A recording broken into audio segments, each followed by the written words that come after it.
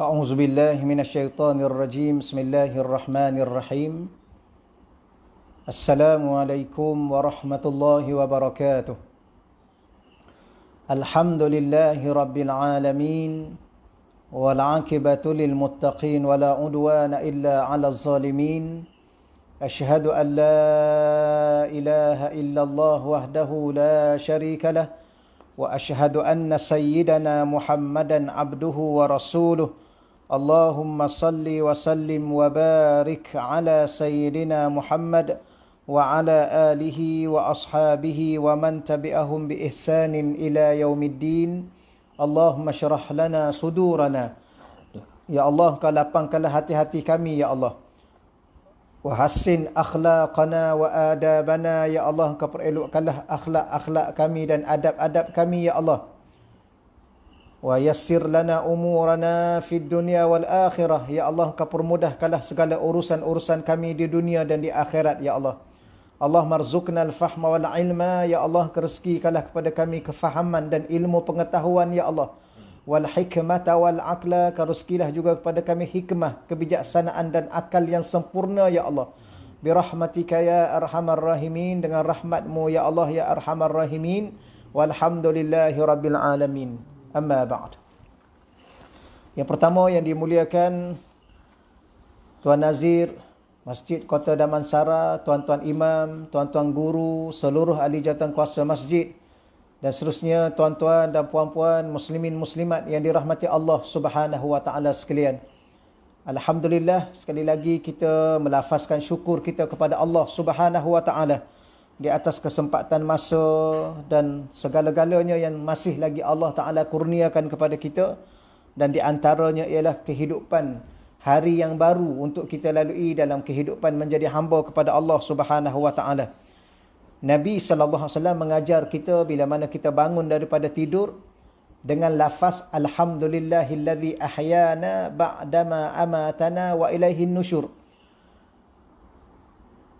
Nabi menyebut perkataan yang pertama sekali ialah alhamdulillah, untuk menunjukkan betapa setiap kali kita bangun daripada tidur kita mendapat suatu nikmat kehidupan daripada Allah Subhanahu wa taala. Apatah lagi setelah kita bangun daripada tidur itu, kita diberi izin oleh Allah untuk solat subuh, dan solat subuh itu pula kita solat secara berjemaah, dan setelah itu kita ikuti kuliah ilmu, kuliah online ataupun taman-taman syurga online. Semuanya ini adalah merupakan suatu nikmat anugerah daripada Allah Subhanahu wa taala, yang mana kita akan tahu nilai betapa besarnya, betapa pentingnya apa yang kita lalui pagi ini di saat kita bertemu dengan Allah di akhirat nanti dengan ganjaran-ganjaran daripada Allah yang begitu besar. Alhamdulillah. Ya tuan-tuan dan puan-puan muslimin muslimat yang dirahmati Allah Subhanahu wa taala sekalian, kita teruskan lagi pengajian kita seperti biasa. Walaupun dalam keadaan kita kuliah secara online, tajuk ataupun kitab yang kita baca Haqaiq Anit Tasawuf, ya, hakikat tasawuf karangan Al-Arif Billah Syekh Abdul Qadir Isa rahimahullahu taala.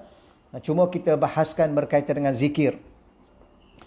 Dan tak perlu saya ulanglah pengajian-pengajian yang sebelum daripada ini, dan insya-Allah pada pagi ini saya nak baca secara ringkasan, tengok kepada keadaan masanya. Insya-Allah kalau tak sempat kita sambung pada pengajian-pengajian yang akan datang nanti, iaitu sebanyak 43 ya kelebihan zikir, kelebihan mengingati Allah Subhanahu wa taala. Ya, sebagaimana kita sedia maklum sebelum daripada ini, ya, kitab ini membahaskan kepada kita di antara perkara yang paling penting dalam hidup kita. Dan dengan sebab itulah kita dicipta oleh Allah, salah satunya. Dengan sebab itu jugalah kita diminta supaya beribadah kepada Allah, iaitu untuk mengingati Allah Subhanahu wa taala, untuk berzikir kepada Allah Subhanahu wa taala. Maka kalau kita bertanya, ya, kenapa sehingga disebut oleh Allah aqimis salata li dzikri, dirikanlah salat supaya kamu ingat kepadaku. Dan Allah turunkan Al-Quran, Al-Quran itu dinamakan Az-Zikr. Inna nahnu nazzalna zikra wa inna lahu lahafizun. Al-Quran itu dinamakan zikir. Maka sesiapa yang membaca Quran, maka dia dikira berzikir. Bahkan kalau kita berselawat kepada junjungan baginda Rasulullah sallallahu alaihi wasallam sekalipun, dianggap juga kita sedang berzikir. Ya, kerana setengah para alim ulama ada dalam kitab ini sendiri, di antara lafaz-lafaz zikir ialah berselawat kepada baginda Rasulullah sallallahu alaihi wasallam. Kenapa?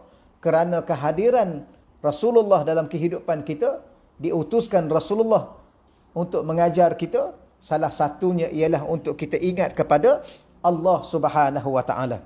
Maka bila mana begitu, persoalannya apakah kelebihan, keistimewaan, kemuliaan yang telah diberikan oleh Allah ataupun yang akan disediakan oleh Allah, ya, di saat kita ingat Allah Subhanahu wa taala. Tuan-tuan, kadang-kadang kita sebut zikir ni benda kecil. Rasanya kecil. Ya, dan ianya suatu amalan yang biasa dibuat selepas solat. Maka solat itu lebih utama nak banding dengan zikir. Ya, kerana solat itu adalah ibadah yang wajib, ibadah yang fardu. Zikir ini adalah ibadah yang sunat. Maka kadang-kadang kita merasakan bahawa zikir itu biasa. Puasa bulan Ramadan kita rasa besar. Menunaikan ibadah haji kita rasa besar. Zikir itu ialah kecil. Sebenarnya semua itu dilakukan untuk ingat Allah. Sembahyang untuk ingat Allah. Baca Quran untuk ingat Allah. Berzikir untuk ingat Allah. Dan seluruhnya yang lain-lain adalah untuk ingat Allah. Maka kesimpulan dalam kehidupan kita ini ialah jangan lalai daripada Allah Subhanahu wa taala. Dan insya-Allah tuan-tuan, saya tak nak baca secara detail, kita percepatkan kerana kuliah online ni, ya, ada sahabat-sahabat kita cerita paling-paling lama 15 minit kata dia. Dia kata, saya ustaz duduk depan telefon ni 15 minit bolehlah bertahan. Selebih daripada itu, wallahu a'lam. Ya, inna lillahi wa inna ilaihi raji'un. Jadi insya-Allah kita tak nak bahaskan secara detail ataupun secara panjang lebar. Ya, kita senaraikan secara ringkas. Ya, dalam kitab ini disebut sebanyak 43 kelebihan, keistimewaan bila mana kita ingat Allah. Dalam bentuk apa sekalipun. Sama ada kita pegang tasbih atau kita tak pegang tasbih. Kita duduk tengah, kita sedang memasak. Kita sedang dalam keadaan memandu. Ya, kita sedang dalam keadaan rehat-rehat. Tapi kita ingat Allah. Sebut tentang Allah, ya, berbicara tentang perkara berkait dengan Allah, maka semuanya itu adalah akan memberi suatu manfaat yang besar kepada kita.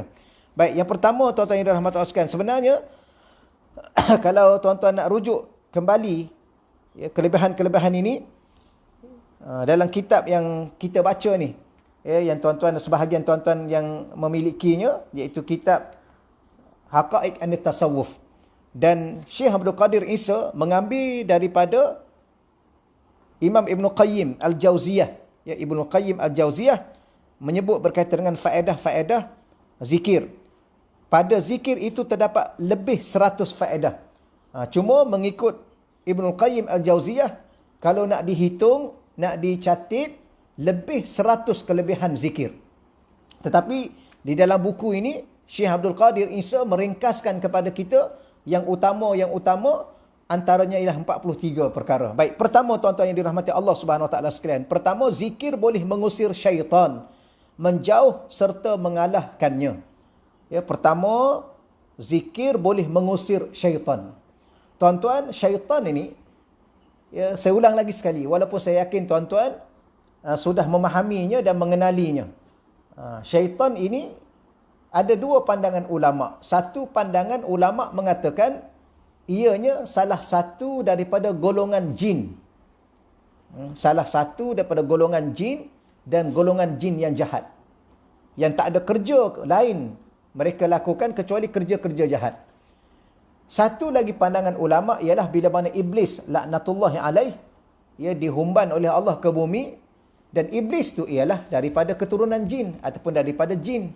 Ya, dalam surah Al-Kahfi, kana minal jin, ya, fa fasaqa an amri rabbih, dia adalah daripada jin, cuma dia fasik, dia lawan Allah, dia engkar Allah. Maka bila mana setengah pandangan ulama, turunnya dia ke bumi ini, maka dia carilah pasangan dia. Maka anak yang keluar daripada pasangan daripada iblis tadi namanya syaitan. Sebab tu setengah ulama mengatakan syaitan itu adalah kata terbitan. bukan kata nama asal. Kata terbitan daripada syaitana. Syaitana yashtunu syaitanan. Walau bagaimanapun syaitan itu sendiri yang berasal daripada kalimah syaitana juga memberi maksud sejenis makhluk yang tidak melakukan sebarang kebaikan. Semua perbuatannya, tindak tanduknya, pemikirannya adalah untuk menyesatkan, melakukan kejahatan, penyelewengan dan menggoda manusia khususnya untuk melakukan juga kejahatan seumpama mereka. Baik. Dan kita juga sedia maklum apa yang disebut dalam surah Yasin. Innahu lakum aduwwum mubin. Sesungguhnya syaitan itu adalah merupakan adu, musuh mubin yang amat nyata. Disebut sendiri oleh Allah yang Maha mengetahui, Allah yang Maha tahu segala-galanya bahawa kita kena berhati-hati, kita ada musuh.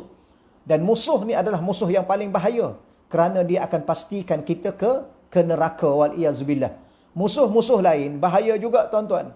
Ya puan-puan yang dirahmati Allah Subhanahu Wa Taala sekalian, musuh-musuh yang lain, kita kata apa musuh yang lain? Manusia. Manusia ni kalau dia bermusuh dengan kita, paling-paling pun dia nak tengok kita mati. Bila mana kita mati, atau paling-paling dia nak tengok kita susah. Bila mana kita mati, kita susah, mereka merasakan puas.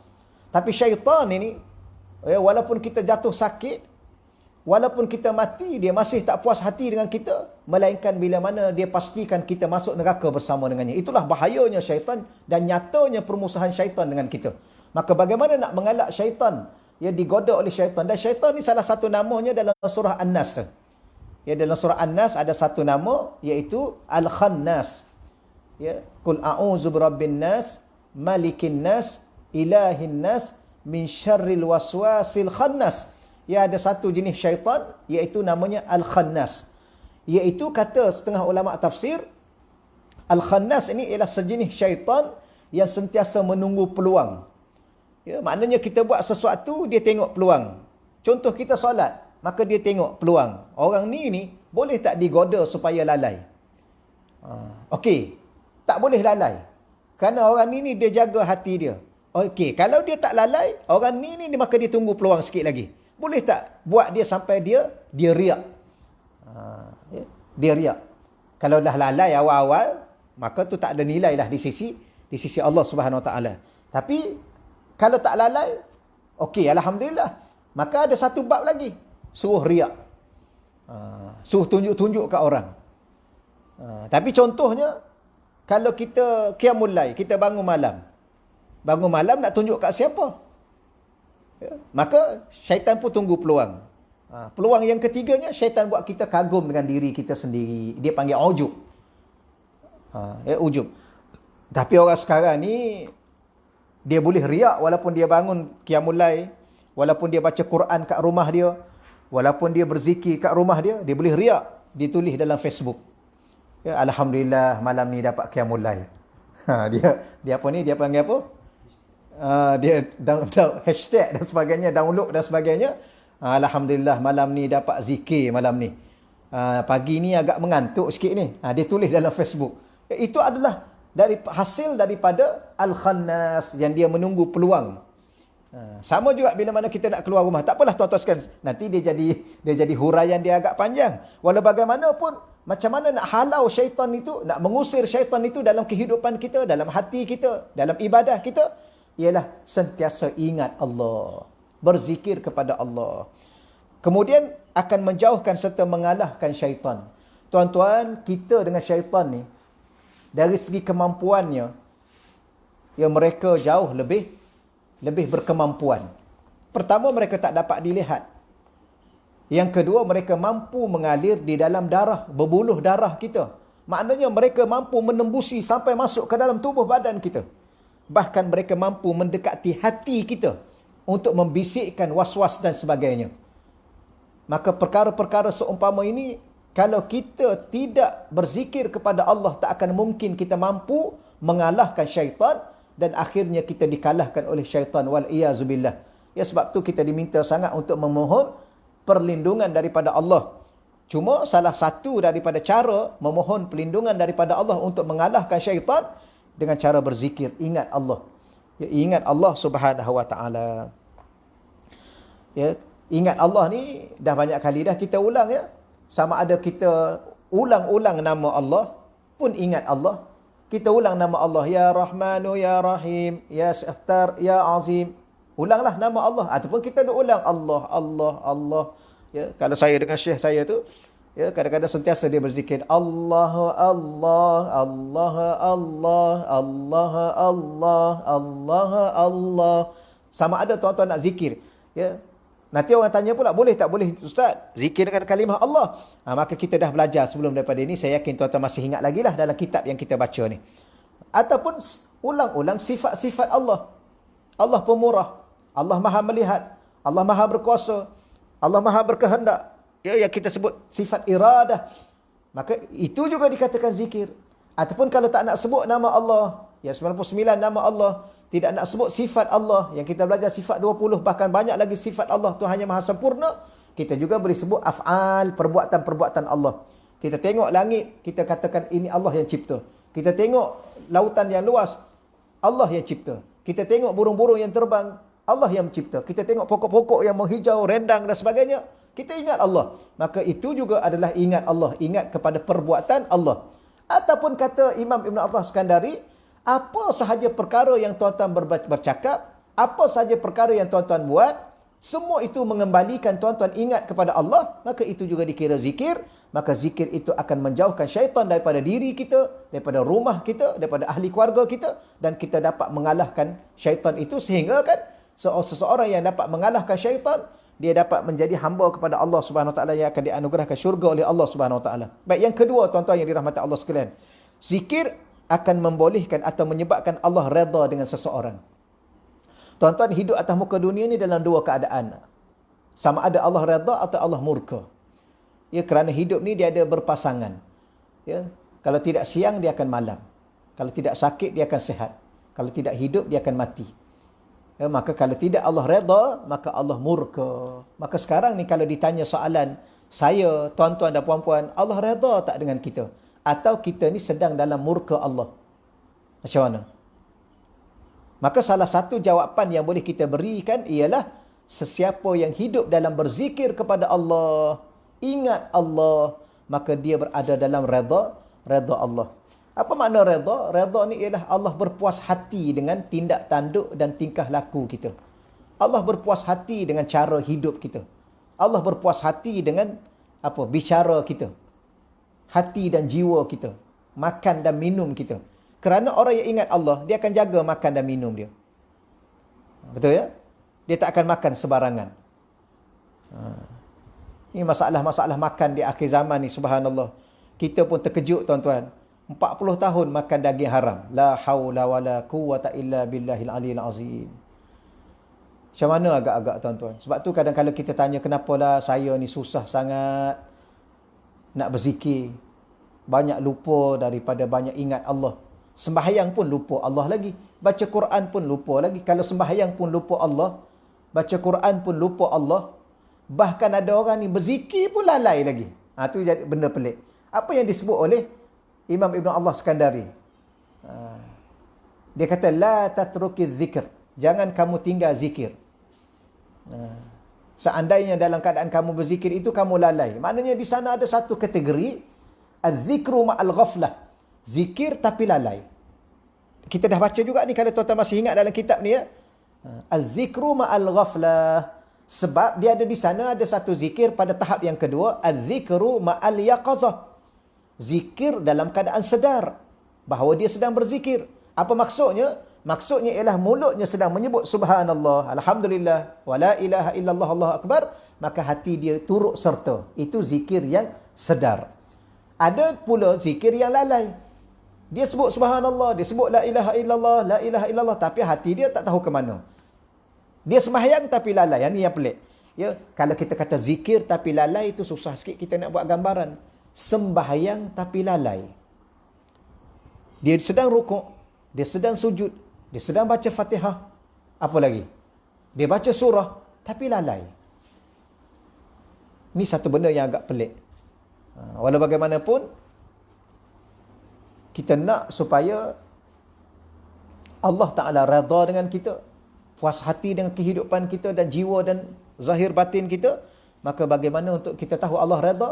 Iaitu Allah Ta'ala tahu bahawa kita sedang ingat kepadanya, berzikir kepadanya. Maka sesiapa yang tidak berzikir kepada Allah, sudah tentu dia tak ingat halal dan haram. Janji dia kenyang. Macam kita sebut tadi. Peduli apa daging haram ke daging halal, janji boleh makan daging. Daging apa tu yang sekeping, ya, setengah kilo, RM1,000 dia. Itu daging daripada mana tu? Daging daripada Malaysia ke import juga tu? Subhanallah. Tapi kita harap sangat Allah Subhanahu Wa Taala menjaga kita daripada benda-benda yang haram. Bagaimana? Ingat Allah. Siapa yang ingat Allah, maka dia akan sentiasa dalam keadaan diredai oleh Allah. Akan jauh daripada kemurkaan Allah Subhanahu Wa Taala. Terima kasih Mak Su, ya, daging wagyu.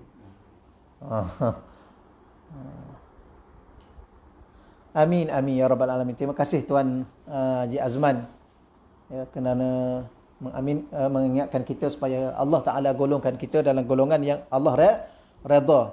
Baik, yang ketiga tuan-tuan yang dirahmati Allah sekalian, menghilangkan duka cita dan kesedihan hati. Ya. Di antara gembira dan sedih, di antara suka dan duka cita, ianya berlaku di hati. Yes, banyak kali saya ulang pada tuan-tuan untuk ingatkan pada saya dan pada tuan-tuan, berapa ramai orang yang senyum, manis bicaranya, nampak gembira tapi hatinya sedih. Hatinya menangis. Dan berapa ramai orang yang menangis tapi hatinya gembira. Betul ya? Adakah orang menangis, kita tanya kenapa menangis? Dia kata kerana terlalu gembira. Sebab apa? Anaknya lulus peperiksaan. Menangis dia. Kenapa menangis? Dapat berita mak dah sihat. Kenapa menangis pula? Mak sihat. Sepatutnya dengar berita mak sakit, menangis. Ni mak sihat, menangis juga kerana terlalu gembira. Baru ni saya pergi satu tempat. Ni nak cerita bukan cerita apa. Saya sekarang ni, tuan-tuan yang dirahmati Allah sekalian, sebagaimana tuan-tuan sudah sedia maklum ni, saya ada bela ayam sekarang ni. Baru ni saya buat penghantaran ayam di seksyen Shah Alam dah, di Shah Alam. Bukan nak cerita pasal ayam, nak cerita pasal saya pergi ke satu tempat, seorang akak ni, anak dia doktor. Ya, anak dia doktor di Shah Alam. Maka masa bertugas tu, rakan doktor dia yang seorang lagi tu positif COVID, yang menyebabkan anak dia terpaksa dikuarantin di rumah. Kuarantin di rumah selama seminggu. Duduk dalam bilik, tak boleh keluar langsung ke dapur, ke ruang tamu. Maka dia kata kat saya, dia cerita kat saya. Yes. Dia kata subhanallah, punya sedih. Ya, tak boleh nak cerita, ya, kerana keadaan anak dia macam tu. Ya. Maka dia kata apa? Dia masak-masak, dia pergi letak kat pintu, ketuk-ketuk, lepas tu tinggalkan. Anak dia tahulah, ya, pintu tu dah diketuk, mak dia bawa nasi. Mak dia bawa makanan. Ya, anak dia doktor. Dia kata selepas seminggu Ustaz, selepas seminggu, saya rasa gembira, saya menangis dengan suami saya. Dia kata rasa gembira anak dia selamat. Ya, dah negatif COVID itu. Dah selamat daripada kuarantin tu. Kita kata kenapa pula menangis? Kerana terlalu gembira anak dia selamat. Ni. Dia kata tak boleh nak cerita bagaimana keadaan perasaan seorang ibu dan ayah. Ya, anak ni dikuarantin, berkemungkinan ya, COVID positif. Tapi alhamdulillah baru ni negatif. Ya. Apa yang kita nak cerita tuan-tuan sekalian secara ringkasnya, yang saya yakin tuan-tuan sudah faham, sudah tahu berapa ramai manusia yang senyum tetapi hatinya duka cita. Tetapi berapa ramai manusia yang menangis tetapi hatinya gembira. Kerana duka cita dan gembira itu bukan berlaku di wajah kita, tetapi berlaku di hati kita.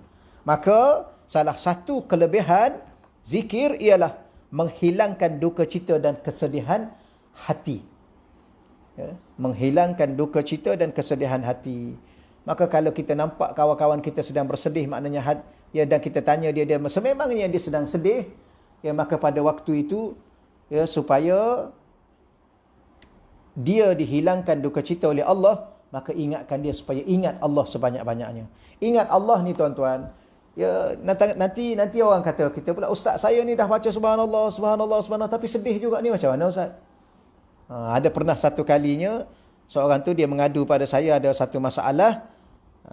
Bab ni juga bab perasaan, masalahnya berkait dengan perasaan.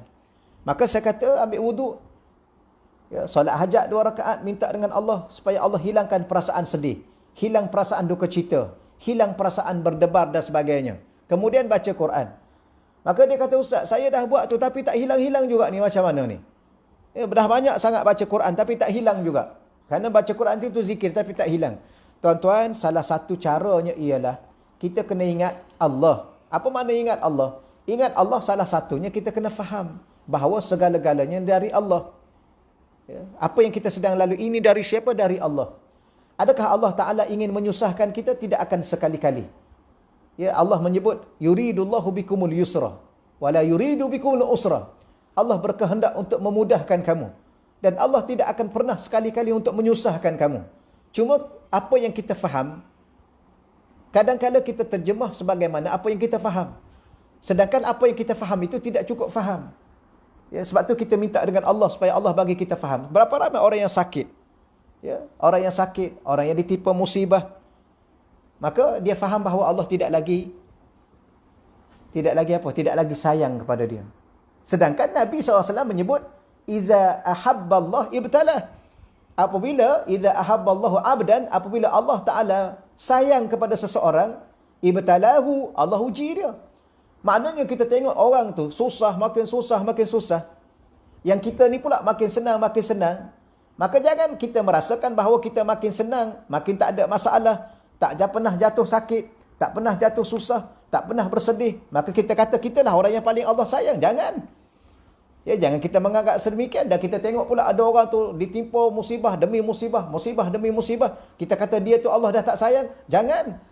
Kerana Nabi pernah menyebut dalam satu sabda yang kita sebut tadi. Iza ahabballahu abdan, apabila Allah sayang pada seseorang, ibtalah, maka Allah Ta'ala mengujinya. Sebab itulah akan hilang duka cita dalam hati kita bila mana ingat Allah. Bukan sekadar ingat Allah itu ialah subhanallah walhamdulillah wala ilaha illallah wallahu akbar, tetapi ingat Allah bahawa Allah tidak akan sesekali menganiaya kita. Bahkan apa yang Allah lakukan sekarang ini untuk memudahkan kita. Kerana perjalanan ini masih jauh. Ya, kita rasa, ya Allah, tolonglah ya Allah, percepatkan musibah Covid ni ya Allah, dah terlalu amat susah ni ya Allah. Terbatasnya segala-gala pergerakan, terbatasnya ekonomi untuk kita, macam-macam tuan-tuan sekalian. Apatah lagi keselamatan dari sudut kesihatan tubuh badan kita, ahli keluarga kita ni. Subhanallah. Akhir sekali kita kata, ya Allah, susahnya ya Allah. Itu sebutan bahasa kita. Sebenarnya Allah mengatakan segala apa yang berlaku ini untuk Allah mudahkan kita, dan Allah tidak akan pernah sekali itu nak tengok kita susah. Tuan-tuan, saya selalu ulang. Ya, di madrasah saya pun saya selalu ulang. Siapa kita ni? Kita ni adalah lambang cinta Allah kepada kekasihnya.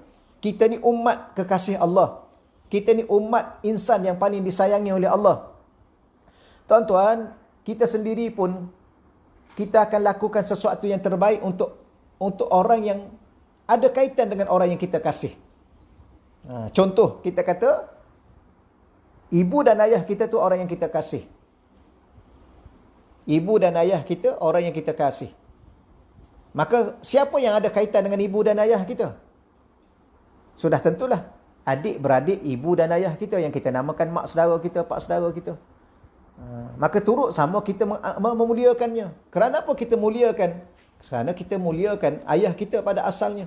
Sebab tu kalau salah satu daripada perkara yang kalau kita kena ingat apa yang patut kita buat selepas daripada kematian ibu dan ayah kita ialah kita kena ziarah sahabat-sahabat dia. Maknanya ayah dan ibu kita tu kita sayang, maka apa yang ada kaitan dengan ibu dan ayah kita, kita kena sayang. Maknanya apa yang saya nak sebut pada tuan-tuan, dan saya yakin tuan-tuan sudah faham bahawa Allah sayang pada kita. Kenapa Allah sayang pada kita? Kerana kita adalah umat kekasihnya. Maka bila mana sayang, adakah kita akan menyusahkan dia? Ya, kita tak akan pernah sekali-kali menyusahkan orang yang kita sayang. Maka begitulah Allah Ta'ala menyebut, yuridullahu bikumul yusra wa la yuridu bikumul usra. Dia Allah berkehendak kepada kamu kesenangan. Dan Allah tidak berkehendak kepada kamu kesusahan. Habis yang macam sekarang ni, senang ke macam ni? Nanti kita tanya pula soalan, senang ke kita sekarang ni dengan COVID ni, dengan PKP ni? Tuan-tuan, senang dan susah ini dia masih jauh perjalanannya. Sebab tu dunia ni ada satu nama, kehidupan ni ada satu nama, namanya akhirat. Akhir. Maka kita nak tahu nilai senang, nilai bahagia, nilai mulia, nilai kedudukan yang mana sebenarnya di akhirat. Maka yang Allah maksudkan salah satunya Allah ingin melihat kita hidup dengan mudah, ialah mudah perjalanan kita ke akhirat. Mudah perjalanan kita ke syurga. Mungkin sedikit sebanyak susah pada zahir yang kita pandangnya, tapi hakikat di sebaliknya Allah sedang memudahkan kita untuk sebuah perjalanan yang lebih bahagia, lebih mulia untuk selama-lamanya di syurga Allah Subhanahu Wa Taala. Sebab itulah salah satu daripada kelebihan zikir ialah menghilangkan duka cita. Ingat bahawa segalanya dari Allah dan Allah tidak akan pernah sekali-kali menyusahkan kita. Baik, yang keempat, menjadikan hati kita riang, gembira dan lapang. Sebalik daripada tadi dah. Ya, hati kita riang, hati kita gembira, hati kita lapang.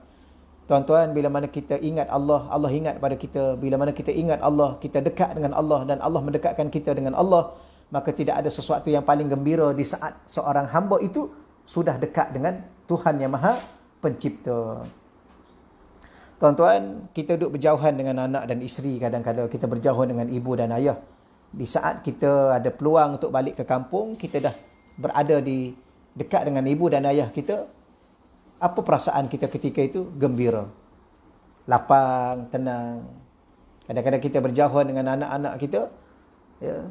Kita bila mana sampai satu waktu Allah takdirkan untuk kita bersama kembali dengan anak-anak kita, maka kita rasa lapang, rasa gembira. Bagaimana pula kalau kita dekat dengan Allah? Ya, orang yang sudah dekat dengan ibu dan bapanya setelah berjauhan, orang yang dekat dengan anak-anaknya setelah berjauhan, itu pun gembira hatinya. Bagaimana pula dekat dengan Allah? Sudah tentulah orang yang faham, dia akan rasa riang, gembira dan lapang. Baik, yang kelimanya, menjadikan wajah dan hatinya bercahaya. Tuan-tuan, hidup salah satunya ialah hidup dengan cahaya. Hidup dengan cahaya iman, hidup dengan cahaya taqwa, hidup dengan cahaya ilmu, hidup dengan cahaya tauhid. Kerana hidup dengan Islam ni hidup dengan cahaya. Sebab tu Allah Ta'ala ni bagaimana dia jaga kita. Dalam satu ayat Al-Quran suratul Baqarah juzuk ketiga, Allahu waliyul ladzina amanu yukhrijuhum minaz zulumati ilan nur. Allah ni waliyul ladzina amanu, wali atau penjaga kepada orang-orang yang beriman. Bagaimana Allah jaga orang beriman?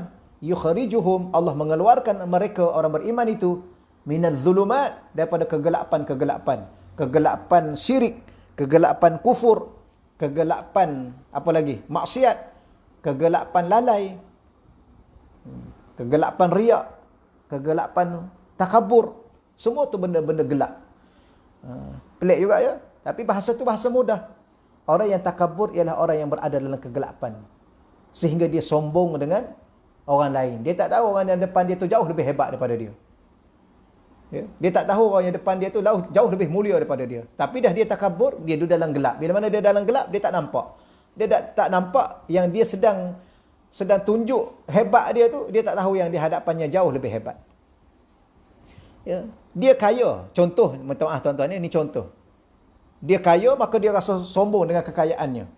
Maka dia sombong dengan siapa? Dia sombong dengan orang miskin. Dia tak tahu bahawa orang miskin itu adalah kekasih Allah. Jauh lebih mulia daripada dia. Akhirat nanti akan dijadikan oleh Allah jauh lebih kaya daripada dia. Tapi kenapa dia tak nampak benda tu? Sebab dia takabur. Takabur itu adalah kegelapan. Maka sebab tu Allah Subhanahu Wa Taala menjaga orang-orang beriman ini dengan cara bagaimana? Dengan cara ialah yukhrijuhum, mengeluarkan mereka minaz zulumat, daripada kegelapan kepada cahaya.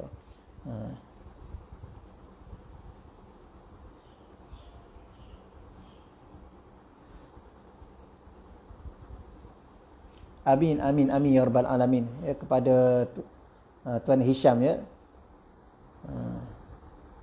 Jadi mohon sama-sama kita doakan kepada beliau, yang mana beliau dalam keadaan susah, yang kita tahu ya, dalam situasi yang ada pada hari ini, situasi yang susah.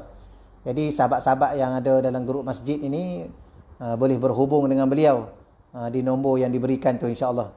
Ya, insya-Allah moga-moga Allah Subhanahu Wa Taala mempermudahkan segala urusan Tuan Hisham, insya-Allah. Baik ya, kita teruskan lagi di sini, insya-Allah.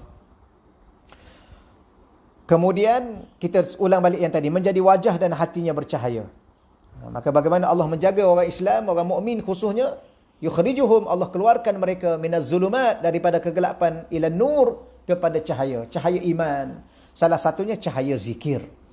Orang-orang berzikir, wajahnya bercahaya, hatinya bercahaya. Cahaya zikir. Baik, yang keenam, menguatkan hati dan tubuh badan. Tuan-tuan, kekuatan yang sebenarnya ialah daripada hati. Hati yang kuat ialah hati yang beriman. Hati yang kuat ialah hati yang berzikir. Ya, kerana orang ni tuan-tuan sekalian sememangnya lemah. Khuliqal insanu dha'ifa, dicipta manusia ni lemah. Tapi kadang-kadang kita tengok dia tu kecil aja tuan-tuan. Kecil aja badan dia. Tubuh badan dia kecil. Ya. Tapi dia hebat. Mana bukti dia hebat? Bukti dia hebat, tuan-tuan yang dirahmati Allah sekalian, salah satunya ialah dia tidak pernah lupa Allah. Itu orang yang hebat. Dia tak pernah lupa sembahyang. Itu orang yang hebat. Ya, dia tak pernah lupa untuk, ya, kalau dulunya untuk ke masjid. Itu orang hebat. Orang yang ada kekuatan. Tapi ada setengah orang tu kita tengok tubuh badan dia, subhanallah. Dia panggil apa? Abang Sado ke apa? Dia kuat. Tapi tak boleh baca Quran. Tubuh badannya nampak kuat, tapi tak solat berjemaah. Tubuh badannya nampak kuat, tapi tak baca Quran. Apa yang kuat sebenarnya? Bahkan bila mana orang-orang macam ni ditimpa dengan musibah, dia akan rasa cukup lemah. Tapi ada orang tu kecil je badan dia, tapi bila mana ditimpa dengan musibah, dia rasa kuat. Jangan pernah sekali-kali mengalah dalam kehidupan ini, dan jangan pernah sekali-kali putus asa dengan Allah. Minta dengan Allah. Ya, jangan pernah sekali-kali berhenti untuk terus meminta dengan Allah. Ya, ini salah satu daripada bagaimana caranya, ialah dengan cara kita berzikir. Bila mana kita berzikir, hati kita jadi kuat, tubuh badan kita jadi kuat. Baik, yang ketujuhnya, menarik rezeki.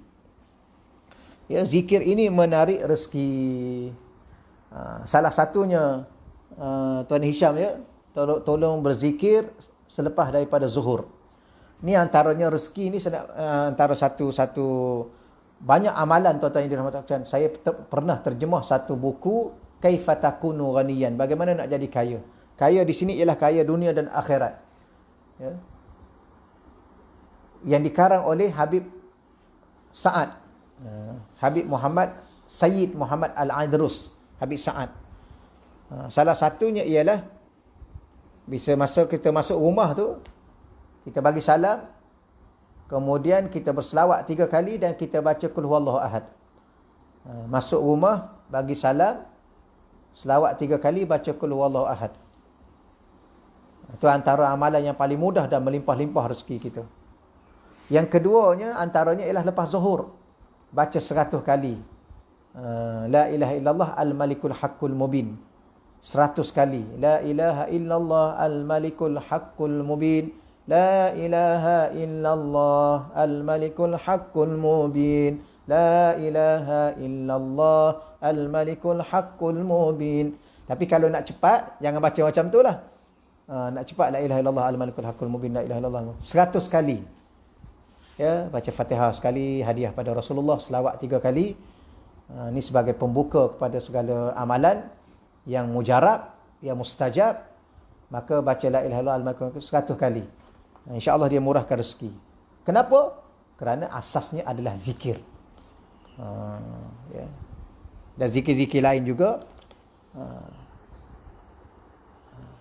Kita berhenti dalam pukul 7.30 insyaAllah ya. 4 minit lagi. Lebih kurang 4 minit lagi tuan-tuan. Okey, insyaAllah. Baik, yang ke-8. Mendatangkan kegahan. Ni terjemahan lah ya. Gah. Apa bahasa lain? Wibawa. Ya, dia mendatangkan kewibawaan. Sebab tu tuan-tuan, kadang-kadang kita bertemu dengan ulama-ulama ni.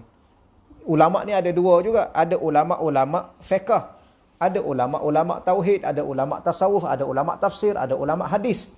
Dan biasanya kalau kita jumpa ulama-ulama tasawuf, ulama ahlu zikir, kita rasa takut, kita rasa gerun, dan kita rasa rasa gerun nak memandang kepadanya, nak melihat matanya, bersetentang mata dengannya. Bahkan kehadirannya itu dalam majlis itu kita dah rasa haibah kepada dirinya. Kenapa? Salah satunya ialah kelebihan zikir yang diamal olehnya. Dia panggil gah. Ada wibawa. Maka seseorang yang ingin dilihat oleh orang ramai, nampak wibawa, nampak hebat, maka hendaklah dia berzikir. Mendatangkan kegahan, kewibawaan, kemanisan dan cahaya yang bergemerlapan. Ada satu doa yang saya terima dengan almarhum Tok Guru Din Aziz dulu. Dalam kuliah beliau, ada satu doa kalau tuan-tuan nak amal. Dan doa ini juga ialah minta dengan Allah. Bila mana minta dengan Allah, sudah tentu kena ingat Allah. Ingat Allah maka zikir. Maka doa itu juga adalah zikir. Antara doa itu ialah Allahumma ja'alni fi uyuni saghira wa fi uyunin nasi jami'an kabira.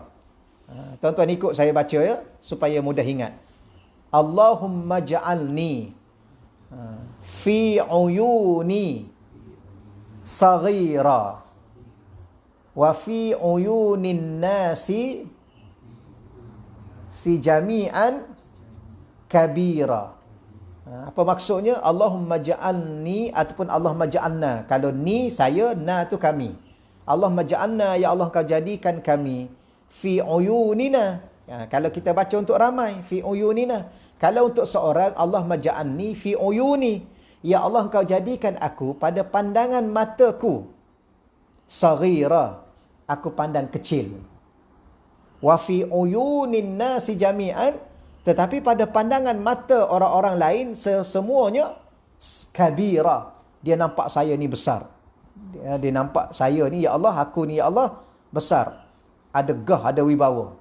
Bukan nampak besar, nampak gemuk, tak ada lah ya. Nampak wibawa.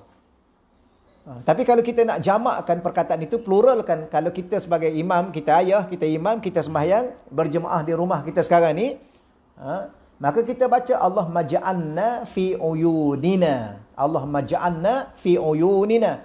Ya Allah kau jadikan kami pada pandangan mata kami. Kami lihat diri kami sendiri saghira, kecil. Apa lagi? Hina, kerdil. Tetapi wa fi uyunina nasi jami'an, tetapi pada pandangan manusia lain dia nampak saya ni besar, hebat. Okeylah tuan-tuan, setakat tu dahululah kuliah kita pada pagi ini. Moga-moga insya-Allah kita sambung lagi. Dia ada 43. Ni baru 8 kita baca. Insya-Allah ya, moga-moga dia memberi manfaat dan kekuatan untuk kita terus berzikir dan ingat Allah dan tidak lalai daripada Allah Subhanahu wa taala.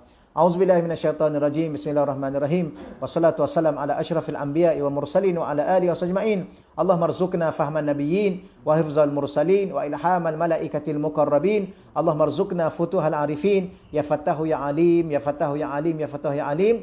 Rabbana iftah bainana wa baina qaumina bil haqq wa anta khairul fatihin. Ya Allah, ya Tuhan kami, pada pagi yang mulia ini, ya Allah, kami berdoa kepadamu, ya Allah, ampunkanlah dosa-dosa kami, ya Allah. Maafkanlah segala kesalahan kami, ya Allah. Maafkanlah segala kelalaian kehidupan kami, ya Allah. Jadikanlah kami orang-orang yang beriman kepadamu, ya Allah. Jadikanlah kami orang yang bertakwa kepadamu, ya Allah. Jadikanlah kami orang yang saleh dan salihah, ya Allah. Permudahkanlah perjalanan hidup dunia dan akhirat kami, ya Allah. Permudahkanlah segala urusan dunia dan akhirat kami, ya Allah. Ya Allah, kami berdoa supaya kami disihatkan tubuh badan, ya Allah. Dan keluarga kami disihatkan tubuh badan, ya Allah. Dan begitulah kepada masyarakat kami, ya Allah. Engkau angkatkanlah, ya Allah, dengan pengetahuanmu, dengan kehendakmu, dengan masa yang telah ditentukan olehmu, ya Allah. Musibah-musibah yang telah ditimpakan ke atas kami, ya Allah. Dan jadikanlah musibah ini semakin hari semakin dekat kami denganmu, ya Allah. Semakin bergantung hati kami kepadamu, ya Allah. Semakin hidup kami sentiasa merujuk padamu, ya Allah. Ya Allah, pada pagi ini ada sahabat kami, ya Allah, Encik Isham, ya Allah. mengadu tentang kesusahannya ya Allah. Kau bantulah dia ya Allah. Kau tolonglah dia ya Allah. Kau permudahkanlah urusannya ya Allah. Kau selesaikanlah masalahnya ya Allah. Begitulah juga permudahkan kami dan selesaikan masalah-masalah dunia dan akhirat kami ya Allah. Rabbana atina fid dunya hasanah wa fil akhirati hasanatan wa qina adzabannar. Wa sallallahu ala sayidina maulana Muhammad walhamdulillahi rabbil alamin. Taqabbalallahu minna wa minkum ya karim. Assalamualaikum warahmatullahi wabarakatuh.